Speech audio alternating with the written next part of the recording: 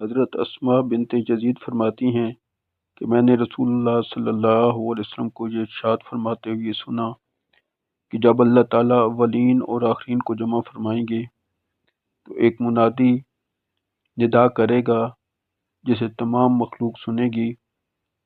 آج اس مجمع میں معلوم ہو جائے گا کہ عزت والے لوگ کون ہیں۔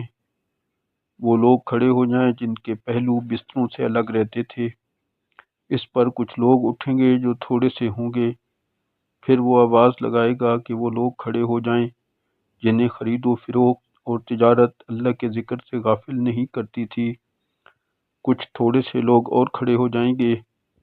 منادی پھر آواز لگائے گا، وہ لوگ کھڑے ہو جائیں جو خوشحالی اور تنگ دستی کے ہر حال میں اللہ تعالیٰ کی حمد و ثنا کہتے اور شکر کیا کرتے تھے۔ اس پر بھی کچھ تھوڑے سے لوگ کھڑے ہو جائیں گے۔ اس کے بعد باقی لوگوں کا حساب شروع ہو جائے گا۔